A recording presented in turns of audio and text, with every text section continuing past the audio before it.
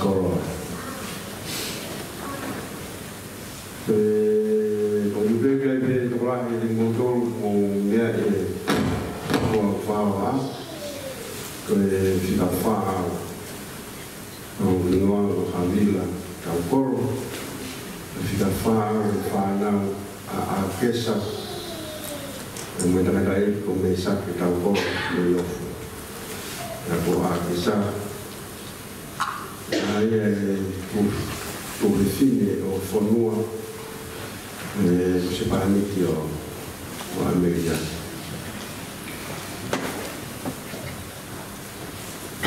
Kena lain tau kakato tak maroro a kesa tau koro kemata puliteria o Amerika. Ya, fai katawa pita o kaunana koe ni. Leu tau mui mai rana o lere mai o kei fai kakoni fai kau ai pate o hila whelale na moe kaunangana. Fai katawa pita Ameria mo a kesa iana o e na pupu masiwa o masiwa me whanau tola ana e mua a kesa ta o sis koe tonga mo ki whanata o whaniri mo hange pena reunion di família o leisak e moa kesa tau koro o mau e tara kanonoan o hika amego. Ai ko hinga mo whanataha kakato e tau taha ko mau mawai mau whae moa kesa. Hau kakato e tau taha koe ni toi whanonga wane. Koe tau tahine e pamotu po koroa. O whanonga e pene ana tupu e kai whiwhine o koroa. Tēni ngāta pēne no mana koa ki nā tōru. Koe taha mea na mana koa ki nā tōru. Koe nā poto e te mo unu masiwa. Ya le pega to poni me fai te kau I te fia famili. Kena poto I kon mo I masiwa. Nai hopo e tua ia kona utau.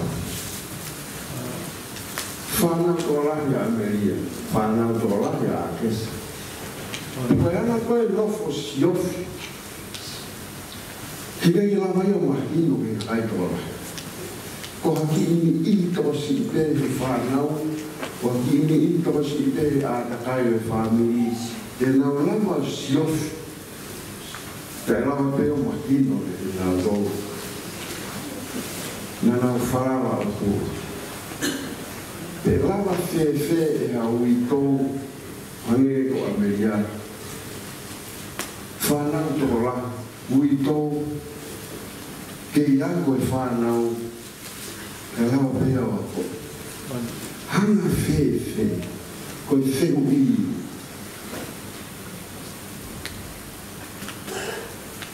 Nau tō katala peia, te rin nau tō, nau whanara e ki. Koe Ameria, koe o whanara, te mōmua, te atu maho. Ure mai te mo I whanau tōna, whanau a Akesa, I whanau te whanau mai te o mau ofa. Te whanau te toka maari e whanau nā le toka pe o hala. Nā le whanau te maari e whanau. Koe ni mau whenga pe, mau moro ki waea. E peri ka mai whatua whasi nei. E hala na mo tō whaa. ang maungo i koroa ka koha koroa ke monu tāpua ai maunga o ngā whae o hange o te mou tōru ke hoko e o kora ko i kau o whangaria e pere o mai toana o whaasi ne kawana ko i noa a tua e meki no e roto rotoi e mou tōru ka mai whamo puna o whangaria maro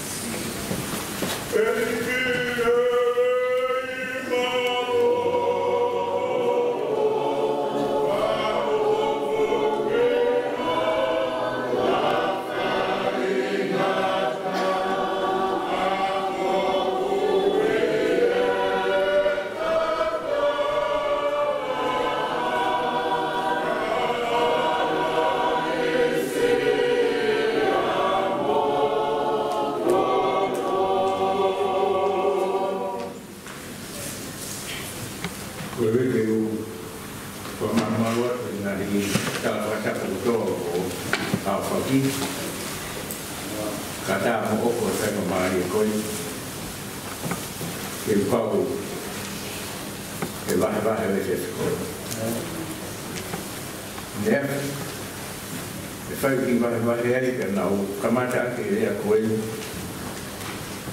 pe ke o ilo ke te kamata me fe e whakaosi ki fe umana me rio te whaeko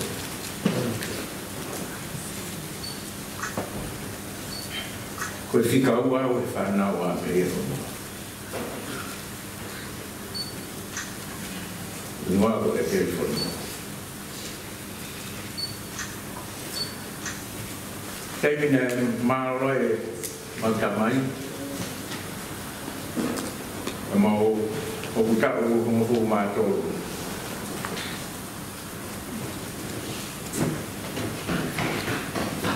o buta o fisitolo e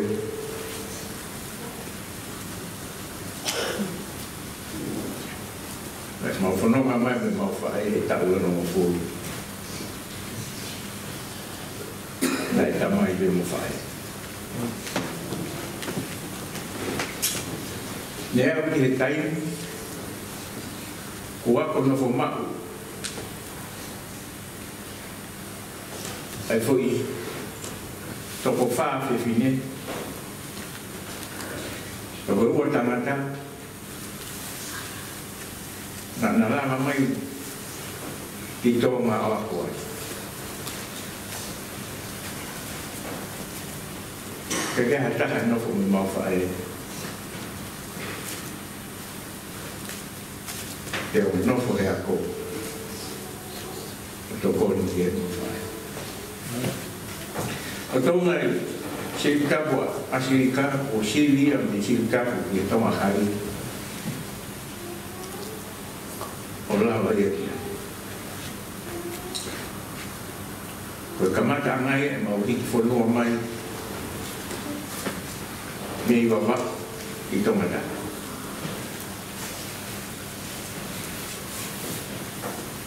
Le whakau ki mau hiki mai ki tō. Ses ko kāina. Ko tana noa mo onie na mau heka ki waka na kai kia whaamiria maheni te mau mai kia.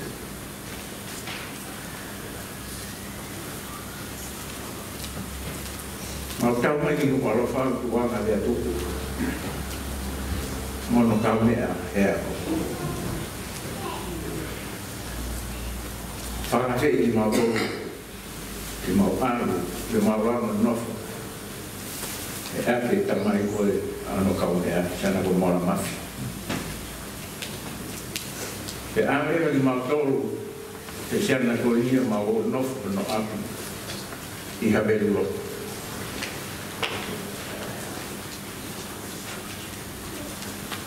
Na mamnof le ate sana ko ni ika ke ha fami ne ka ke fa mahe ko mahe ni be le tu ko ko pe ho ga ta masin na mahe ni ko no ka ko Mau ia no foi.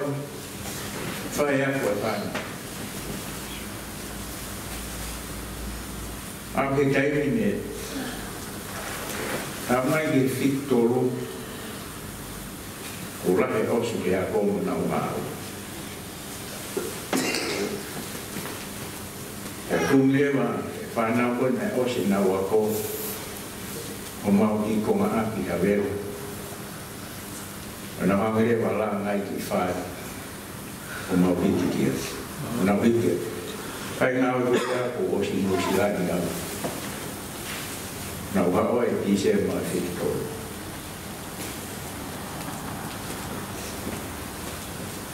ore e fai o e te pe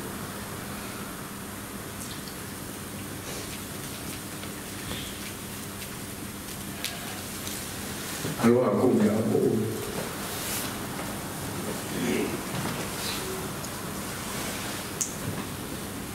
la che come voi fai un fuoco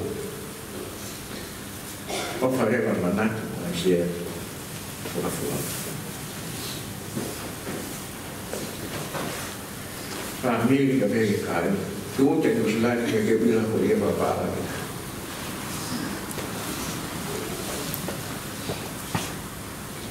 eu hau que eu ia a família que eu hau que é família que vai ser na que na hora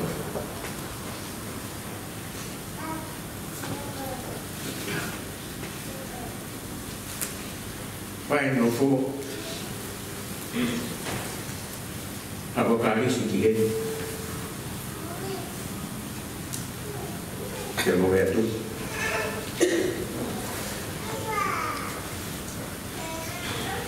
ma no corrente para o lado que seria a não maior com a foto que é tudo então é o que foco mais mas não é a onde alguém eu vejo botar isso por botar tudo eu falar lá lá ai hala fornoma i famiglia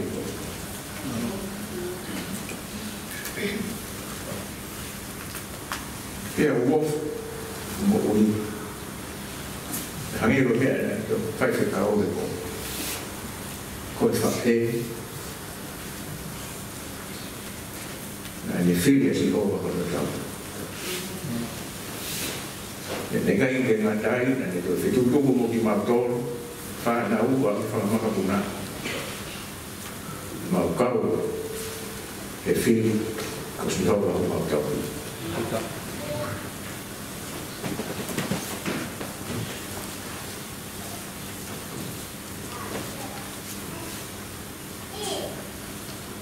guarde o mau tahanga sinate tahanga tau familia di fai maha Pau rere di fai maha ma uno fuori per mai che non fuori a me ma non mai ma a ritorno o valore devo che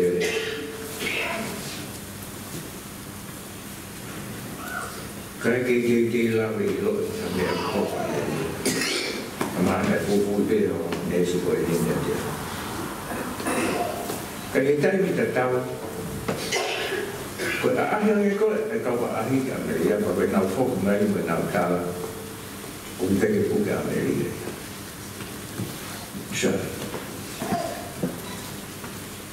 per non mai che si si può dire che e per che lo tratto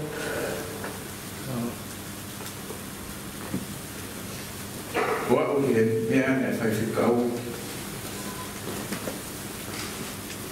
What can I know when you get my protocol?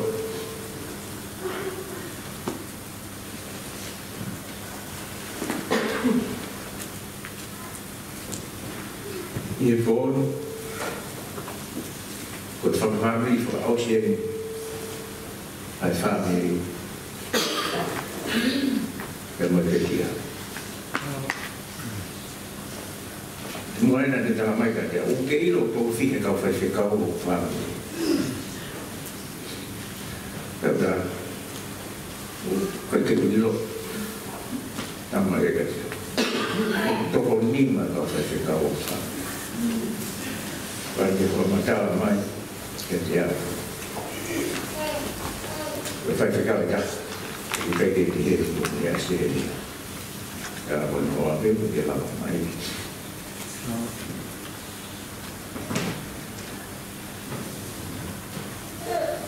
Koe ana e koe whakutū o ka whawhāpiri ana.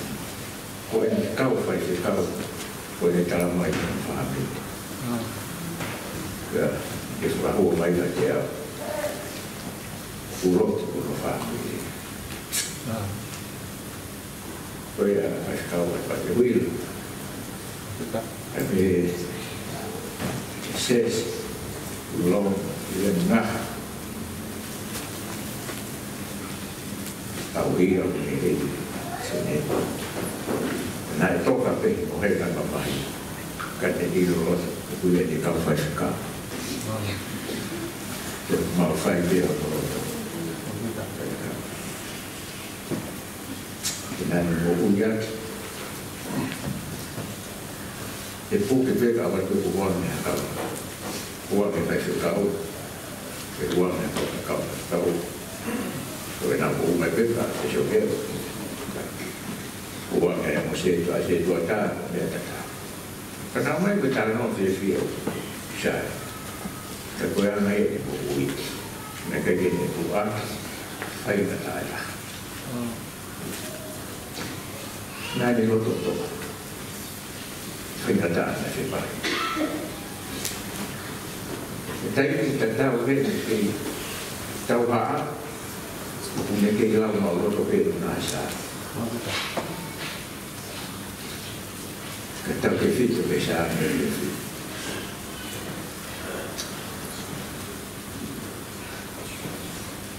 Se se whalai te o ato parea ki ai. Tamai ki kawa māroro. O vea, se se whalai te o taha ki ka mea pakiti hei ki toka. Veria.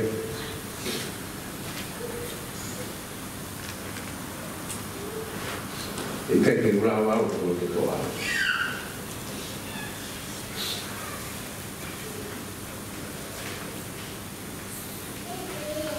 Na te wahiha. I whai e se kau na te tau mai na te e ua toto. Urau ua. Kai to mau off. Ke whanau koe, o ngā mātou toi koe ni. Nei te aha te tau koe te tau ati. Tua whāta.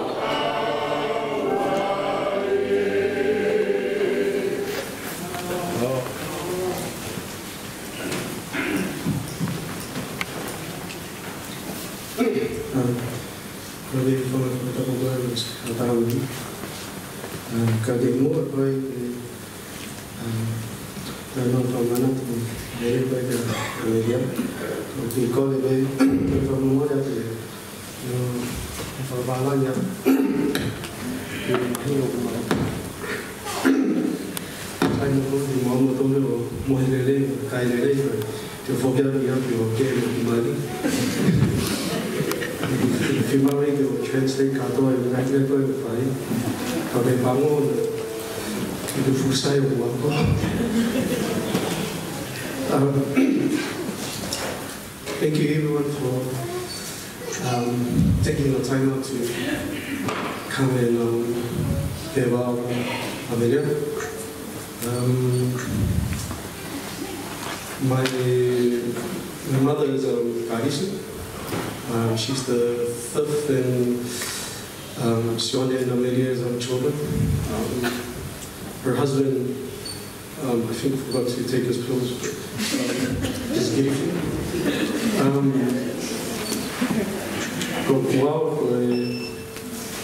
fica a logo tarde para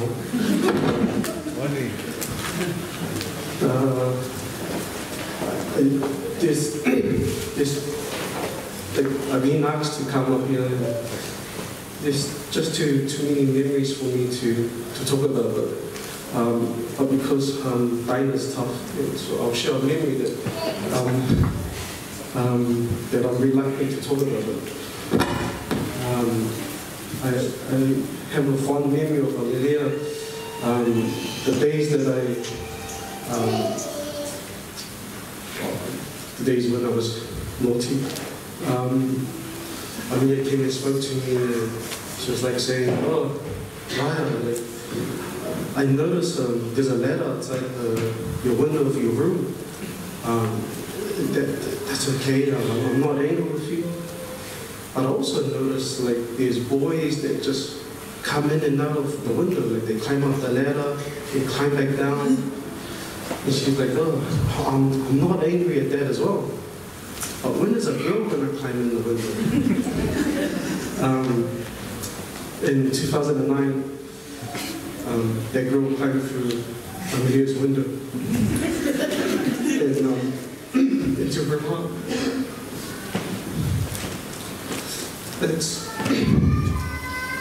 There's so many things I want to say, but the only thing I can conclude in my head.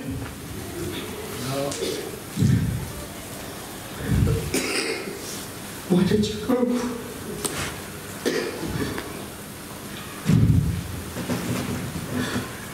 What do you mean?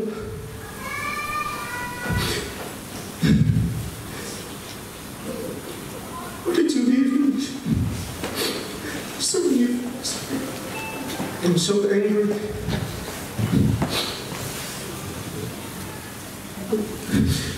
This is why I didn't want to come, because my eyes switched up.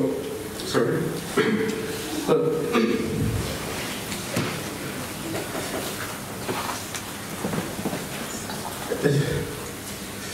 It's moments like these, like, it really does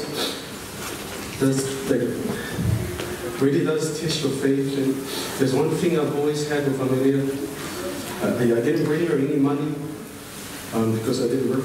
I didn't bring her any food or anything. Anything we ever shared was like the Word of God. That's the only thing we ever shared.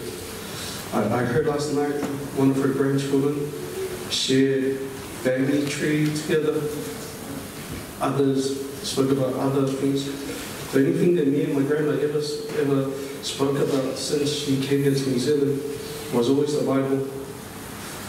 It did drive me away from faith, because she always comes and says, "Oh, I don't know." She always picks the right time when I'm trying to watch a movie. But yeah, like, so one of the things why I'm angry is she always see me graduate. I wanted to tell her that, well,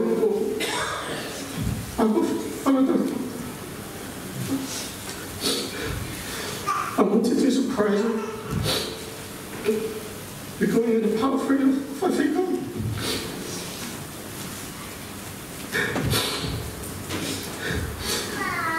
I want to get the opportunity.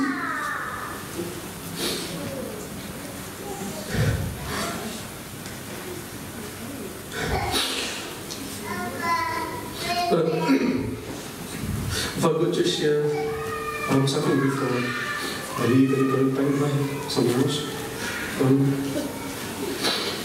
I'd like to read a verse from the book of Philippians, chapter 1, verse 19.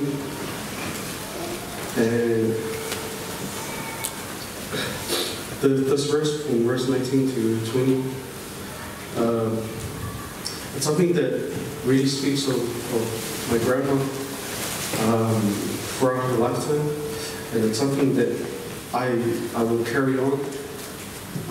The verse says, and this is Paul, "For me, living is Christ, and dying is gain."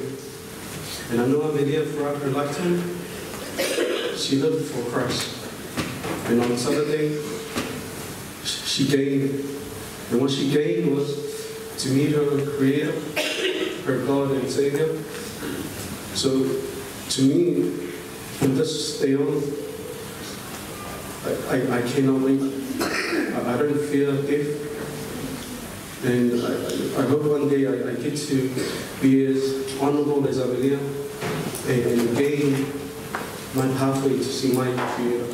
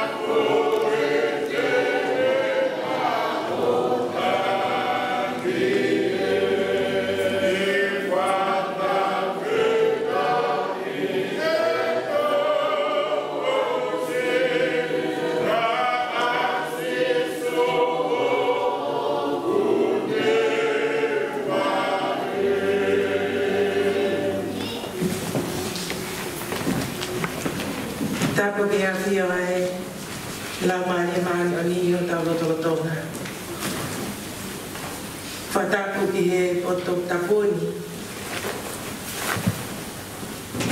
Whatapu atu ki he whanau ko mo ngahi makapuna hau eiki.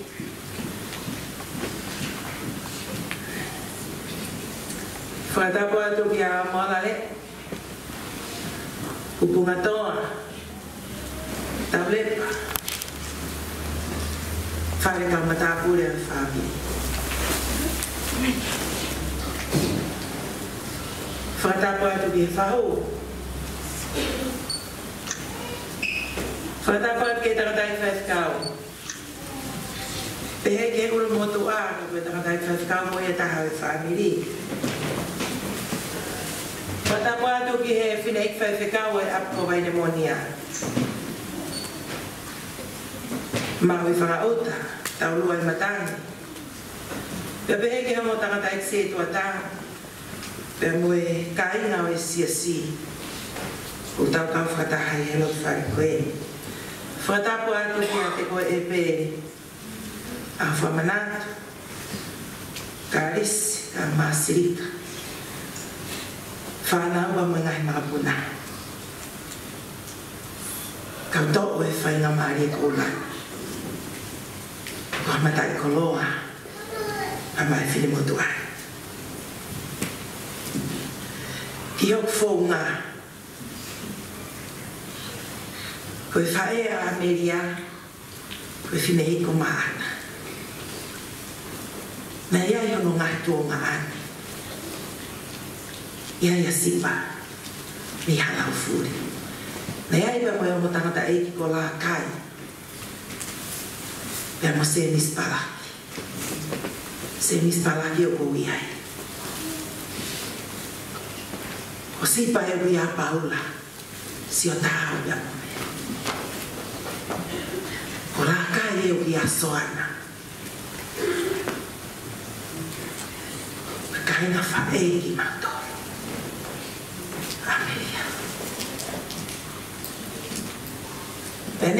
kāinga o puha ke mamao atu. Kana e ui pe ki mautolu e Ameria, ke maofi.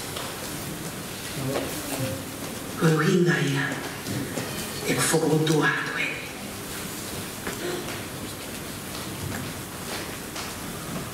Ke whai beha whamiri, pa mai loto whane, o e whamiri o Ameria.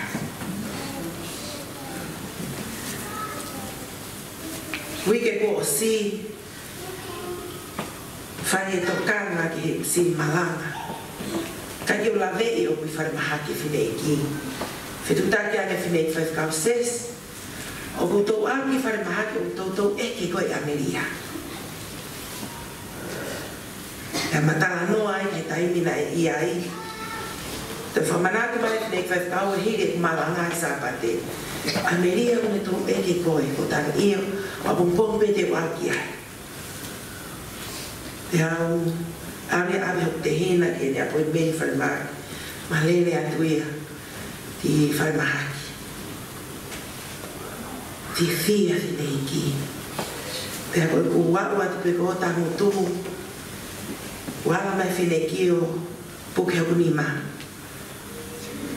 Puke hoku ni maa pane lululu pe hei pe, hoku ni maa, toi ala e mono ni maa tahau puke. Pea uma ki hoku ni maa, pea te te maa.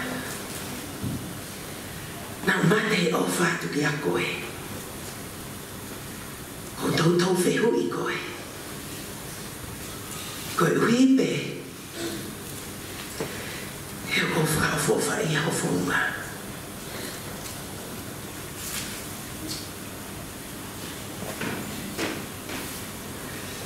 Ko mea koe nā whoki mo ia. Nai mahino ka te au. Ai loloto. O mo ui o Ameria.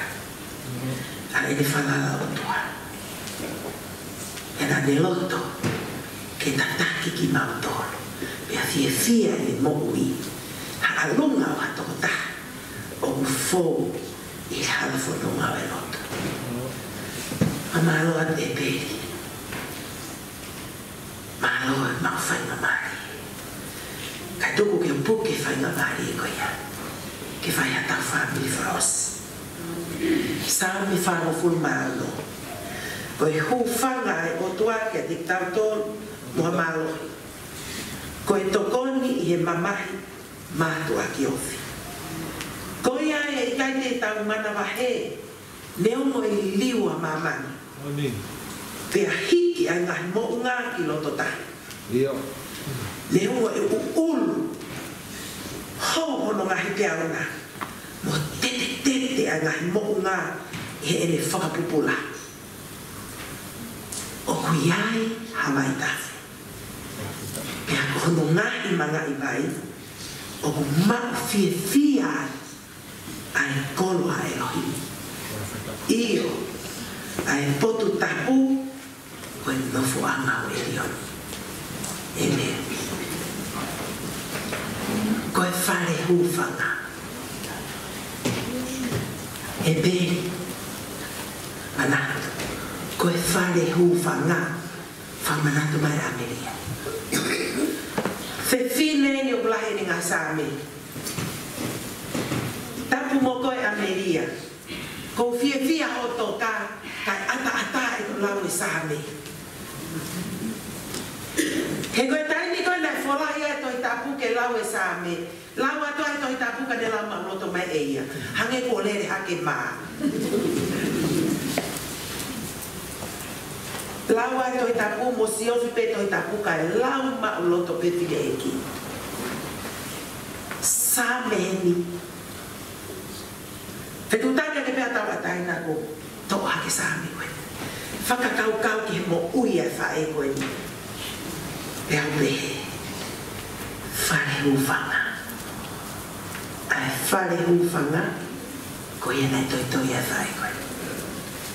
Ko mō tōlo mō mea e whare hūwhanga. Ua wheke ua mawhana ngā ue e domestic violence. Ko mau whatongia, ko e o o toko ni e kakai te fine o whamamahi ki nau tole o nau ngai lo whare. Te whenga o akire mo kau polisi, mo ngai whare ho whanga ke whetuku ki nau tole ki ai, ke nau malu ai, hao ai. O ko wilo tau kei anonga he ta whakoe.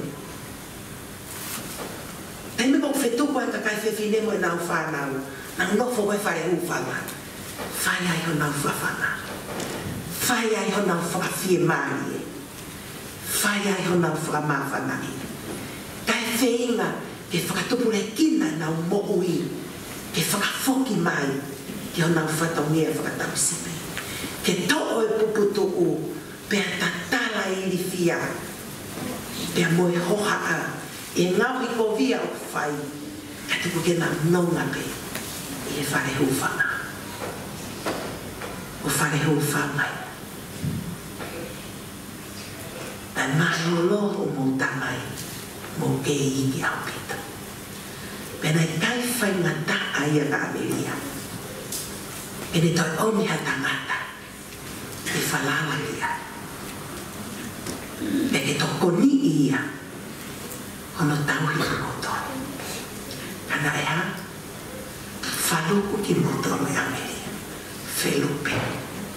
Tomo ki whare ufanga. Ka monofua. Mo one tala loto a kirifi. Mai kai whanongo ia ka Ameria. O kune he aki hawea. Ke kumi hano wala. Pe o ku fie ka ia. Pe o ku moko sia. Koe ha. He nai tauhi lele i pe ia i whare ufa. Pe a nonga pe ia. Fie maari. Pe koe nonga mo ne fie maari e ko ia. Ane tata naki e ne whanau. Tuku, manu ai whare ufa. Pena kei ke ngata pe e whana. Nane toi tānaki mai mo ngai makapuna. Mo whau ki whare ufa. Ko ia pe te tau manu ai. Ko i whanonga anga ea ko ni o pohaka. Pea ko pupu tu hono ngahi i fia. Ko te mo ko ulo e whainga taha. Whakai i fia. Awa tai mo tau nofu ai whare ho whanga. Nonga. Nonga. Fia mai. Ko e same. Same o e whaloto lai. Same o e manuala. Ko e same a kakai loto toa. Hangena e tala loto ki ai ngai marapuna. Oni. Ko hi ngai nai toa e whiwhile koe. He nai whai kono whakaloto to a i whare hu whama. Ko e ui ke ha, ke taine e hu ai ki tu a, o whehanga hangai ka moe whiri moe whaingata a. To ape. To ape. Ko e same o e whakaamanaki. Same o e whakaamanaki. He koe ne whakaamanaki e nā ne tāla i a te au. Ko whia o whunga. Nā ne ilo e lelei o whare hu whanga. Pea ne tala. Tala mai. Ke tapinasi ai. Fōua. Whanonga ai sesi. He nā aku i ai. O ilo hono fie maari e. Pea o fia. Homo whanonga ai. He ko ia pe pamana. Whawhetai e mo ui Ameria. Whawhetai e loto toa. Pea kui kai te ke nofo pe mo ia. Kao tu ke vahe mai. Ko mau inasi ai. Ko o loto toa. Pea mo whakaloto lahi ki mau tolu. O mau tuu maria e awa. Whewhine whakaloto lahi. Pea me ko whawhai ai polo misnare siasi. O hange ko ko se lue loto e kakai. Kai ke aha mau anga paanga. Mene tu pea Ameria. Nga kata misnare a patawai mo ui. Mau teu pe ke pā. Mau teu pe ke whana. Hange ko hiki ho mau loto. Hange ko mau o mau loto lahi. Ai kakai o mau pehe o mau iwi lahi. Ko e vai e ko kalanga. Ko mau teu. Whawhetai e mo ui Ameria ko mau inas. Pea mau tai Maria. Nā ke tau sipi lelei ne tala noa ke tangata e whewhikau. Pena ke toi nofo I whare hu whanga. O I kai te ke mahu ai pe mo ui, kana ke toi taki atu ho whana o ki ai. Pena ke toi teu I ai pe ki nau tolu, ke nau hu ki tua me whare hu whanga. He tai mi te nau whehanga ngai ai pa mo whaitata. Mā loi mo ui. Mā inas.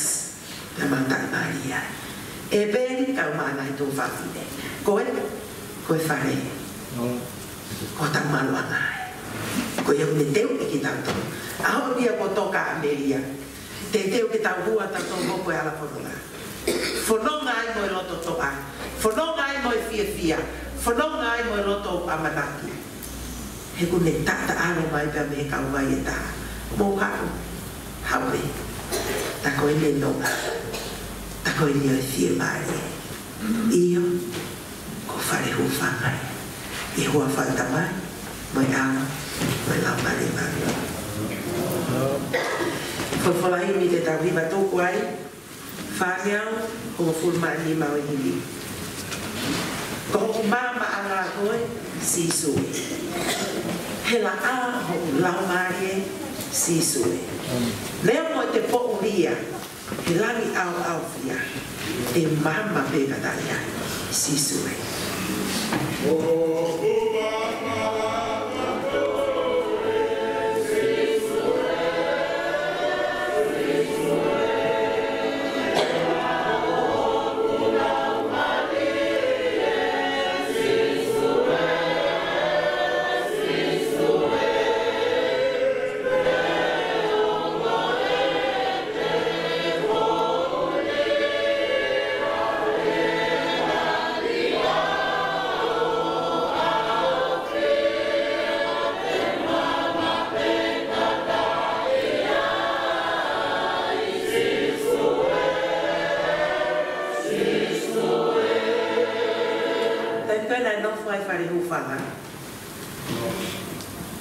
Nei whai ai ono tewi. Nei whai ai ono whakamāloi. Nei whai ai ono whakairia. Pea pore e pe Ameria ni moui. Ko hoku māloi ngā koe sisue. E pā hoku lau mārie sisue. Ne omo e kā puia. He tau o he ri lau te hau. E hau pe kataia sisue.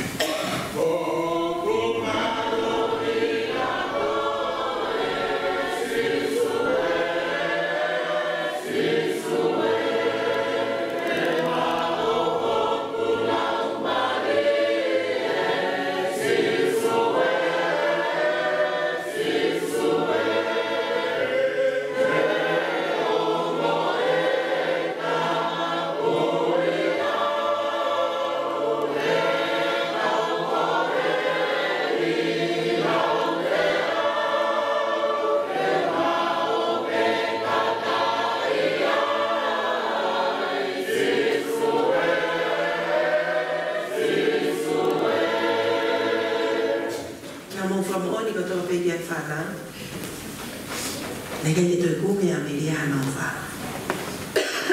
Mata e o fa. Ika. Nei kai vi fa lai kata ke te fononga moia. Kana ne Filipe asiso. O fa ma ko asiso e. He to takana bigi babe siso e. Ha otto pe de no fuare. I hele pe heva. Te lata me kataia siso e.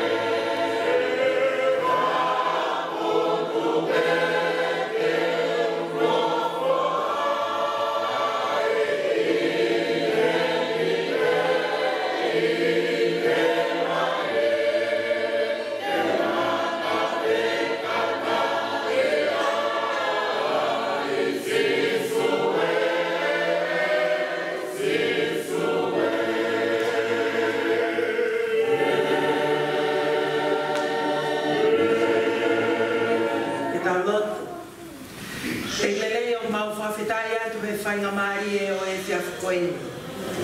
Mau same e ngai hiva pa mo same koeni. Ka e whiwhiri e mau mo ui ke mo ui e kaunanga koeni. O ne ui ai ki mau tolu e te koeni. Koe mo ui e ni e kaumanga koeni. E kui kai whainga kaa. Ai taini o mau kumi ai hapotu tohu. Ai taini o mau kumi ai hivi ke mau same ai. Whaingo fua. He ulahi e ngai tala noa e ngau mo ui. Mau whamalo atu o tua. Koe uhi koe kaunanga koeni. Koe futau e ne hiva mo furu mawha. Ai mau whea au mo ia. Malo e ke makoloa le. Malo e o mi whae fita koeni. Ke mawako e mo ui ka mea teia. Te hane koe tala loto e whanau. Te mau whainga pe. Te mau whainga pe ke mau maua konga si. Oi ngā ue nai whai e whae koe ni. Ka koe tukutuku lau mea kune o mai. Koe unga me ki whare hufanga. Ko koe pe o tua au maunganga. Ko koe e tau sipilelei. Ka ke mau ao iloia. Ko koe e pea vai ne monia. Koe tai me o mau piki atu ai. Ka mau ibilahi. Mau loto to. Mau fi mari e pene o e whainga ta au e ala whanonga. Na e pehe mo ui e kaunanga koe. Kaunanga loto toa. Kaunanga fi mari. Kaunanga whaloto la. Tai mari e mau mo ui. Pea neo mo e mau mawa mo ia. Kau mau manatu meri e. Ke mo ui nane o mai. Mau whawhetai e mau koroa lele. Mau inasia. Inasia loto whare o e family. Pea lave ai mau loto whare o e sesi. Malo e ke mau e kaunanga koeni. Ke whakaho ata pea whamo oni me ai e mo ui ai a Fiona. Tau mau malawa pe ke mau sio pe mau whamo oni ke te koe. Rotonga pe mau whanonga he mamani koe. E ke koe mau lotu e po toka o kaunanga ka koe mau oni. Ko ki mau tonu e o mau whanonga atu. Tuku ke mau whiwhiri me a aunga. Pea me mo ui nane whai. O mau moro mui wa e ai. Ke hoko e mau mo ui a taini. O hiku atu ke ita niti. O ke ala ke te pa mau tonu. Mau lotu atu o tua ke a Fiona o koe ngai whatongia o e family. O kuhanga pa me mu anu. Koe mau lotu e kau he umotu a. Kau ia e peri kau maai whakato whawhine. Si tawa tai nā. Hono whakakau ai ngai nea o he loto whare o e family. Koe mau lotu o tua. Ka alo maari e mai. O mi peha fie maari e. O mi ke nau nonga. Ka nau molo mui bae. Mo whakaongo. E whanangalo e a Fiona. Whakatoka ho meri noi e loto whare o e family. Mea whai ai e nau ngāwe. Whai ai e nau whotutu ai ngāwe. E mea whaeiki o e whaeiki. E langi peo o tawhitonga. O hange koe whakatoto la ana ni whai. Tāpua ki mai ho takata e whaifkau. Mea pehe ke kau whaifkau ko toa pehe loto whare o e whami. Whine i whaifkau e o se aso vai de monia kau mai sia si. Wha utaki mau tolu. Ono te teo e koloa wholofola. Te teo e ngahi hiva. Mo e ngahi whakawheau. Koe mau lotu eiki o na ki mamao. Ave ko toa pe ki mau tolu o tuku ki whare hu whanga. Whai ai o mau whaino ino. Kai tuku ai ke mau nonga mo fie maria ia te koe. Hapai hake ki mau tolu ko toa. Ai mea tongi au kia mau lotu ke whaulote o awhio. Ka mau kore ko toa ai ne ua whaalogo si sukalais. Ka koko e peo mau whamo ui. Amen.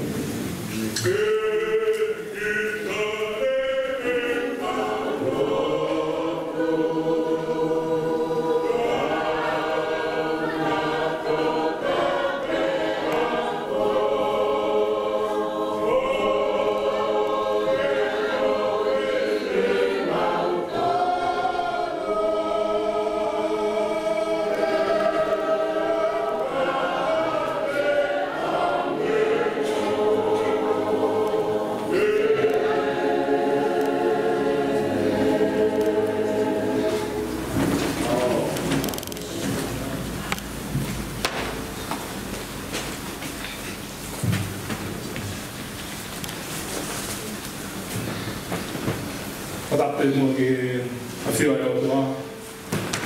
Pai ake uno whakaloa ki tātou, ka mo whio tuku tau whai e koi. Whatape ki whai whakau. Tupe mua ke u whamalmalu e tala whatapu kakatu ko te ao whaki. Tu ke u hawa atuai, e mo whatongia e koi. Te ke whakatu whatongia, kai si ke whakamalo. Whamalo atu ki o hi koe whatongia e te whene. Pine ki whaikau, o mito koe whamanatu e whamiri. Ia tui koe ngahi koloa ke ko toi whakaongo, i he loto whare o e whamiri, o wata apuaki a whamiri. Ia ane koe whamuna, koe muna ko whae koe, o fia he iai kau whai whekau e loto whare o whamiri. Ia kutui koe tawa tonu ko mou whai, mi e ausea, mo e mahino e whamiri, kutui o ko lata apuaki katoa e whamiri e whina. E o mau whamaloa, o malo e makoloa, malo e makeresi, e whamalo o whakatoa e whai i e whiaskoena. Ki ngahi whamiri, ngahi kupe kau ake, whaikau, siasa wāna mo'onia, e ke se tuata, e siasi, mo katoa, o puke whanamari ke whamaloa karina. Malo mo tuko mo taime, mo lava mai ki apsia tuko koeni, ke kaukau i e talanoa maa whana, hama ui, o ku tau whakaam ke toi ai hama ui te he, e a kutui koe koloa i a whina. O whamalo lai kari o tōru, lawe i vea koe o tonga e ui ke ue ngai ngā au e koe ngai whatongia, a mo lawa mai ke tau kau whataha. E ke si harea ia. Ka koe hange koe ngai koloa ko whai he kau whaikau, ni whakoloa ki tau tōru, toka peke tokona te lau maria no tua, toka i vea ki mo tōru, e a whai e vea mo tā koe ki nā. A malola heri ki e pēri pa te he ki he toenga e whamiri, maloa pito e teo e whatongia e hona. Lawe i te pa mo e tau potutu ngā e tau whanonga mai, tu i koe pōkoe, pia ko lawa e whatongia e hona.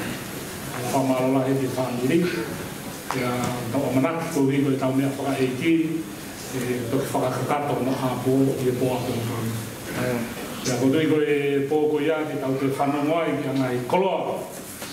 Mai ki nata ia pia pe kau whaikau e whamiri, e tu ia i ta mutakai kehe te nau whakoloa e whamiri. Kora te whamiri teu, to'o mai ngai oa e teu ke o mā tāna ke wholotola. Nē steu pia me rea te whakakoloa ki tau. Kutui koe koloa lahi ko tau lawe. Tau tānoa he mo ui, mo whatongia, ko i koe whanonga mo ui ki tau hokatia. O whamalola ka te mo tolu whamiri. Tau tutuni, ki e pōni.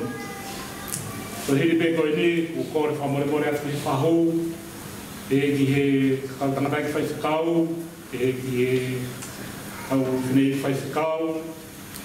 E moki mo tolu koto ape, si ngahi whoko ngahi whae, ngahi kamai, moki mo tolu e kup whekau atu mo lava mahi whaikoe.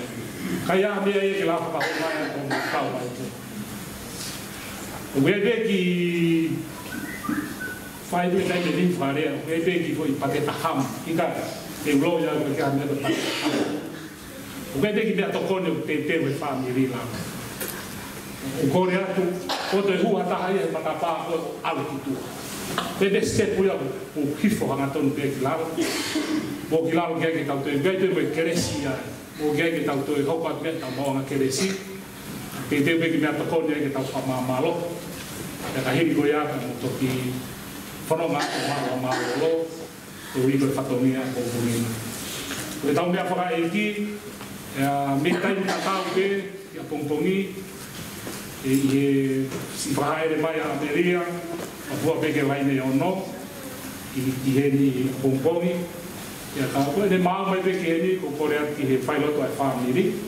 Kato lea whailoto ai whamiri. ka hiri ko ia e to whakakato e hoko atu a whoki ki hisi asi e a mue kai tū ngata toa pe ke whakakato e nga koma whai e tū a tū kai anga maheni pe ia ka wanga maheni ki ai ku hiko e ngahi whonga pe mue whai o tū a ko kore whamiri a kak whamiri a tūri mai koe maunga keresi a ka tō ko kore atu koe o no ke laine ko ia e ka wanga mai o whakakato ai e ka whai o tū ya ko kore atu mua heni ki e kau rei mātua iami ki ne ki ke mua whakato e whatongia ai o te whāpingia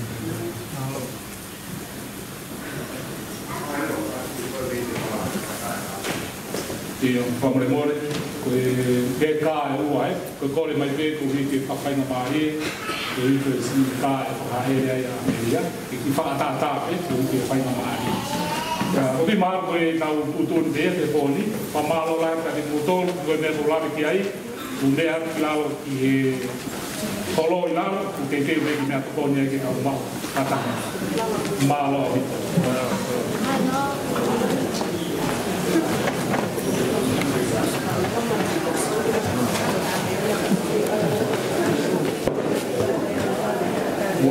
cada vez que é a terra ki prae de boa ameria, ka hiri ko ya ka ki e a ki la